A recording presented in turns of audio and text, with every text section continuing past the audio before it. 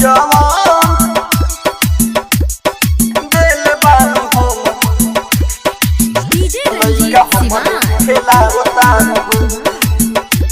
ए रानी लइका हमरे खेलावतारू जाके ससुरा नया अवतारू हो नहीं हमसे बतावतारू हो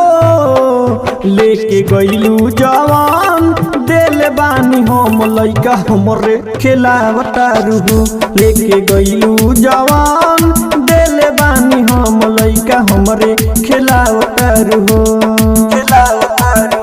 जाके ससुरा नया अवतारू हो नहीं हमसे बतावतारू हो लेके गइलू जवान दिल बानी हम लइका हमरे खेलावतारू हो ए रानी लइका हमरे खेलावतारू हो लेके गइलू जवान दिल बानी हम लेके गइलू जवान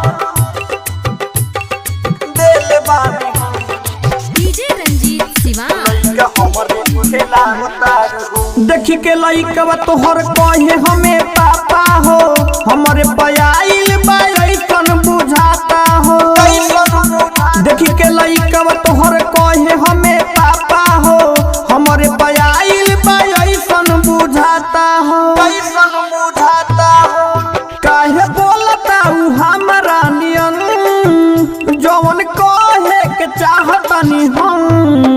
लेके गइलू जवान दिल बानी हम लइका हमरे खेलावतारू हो ए रानी लइका हमरे खेलावतारू हो ए सोना लइका हमरे खेलावतारू हो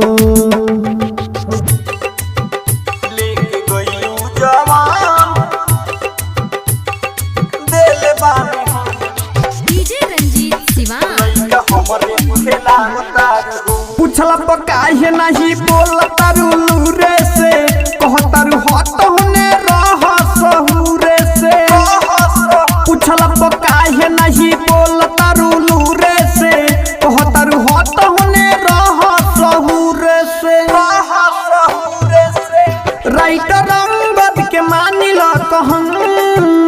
अभियो से सुधर जमानी चन लेके गइलू जवान दिल बानी हम लइका हमरे खेलावतारू हो ए रानी लइका हमरे खेलावतारू हो ए सुगी लइका हमरे खेलावतारू हो।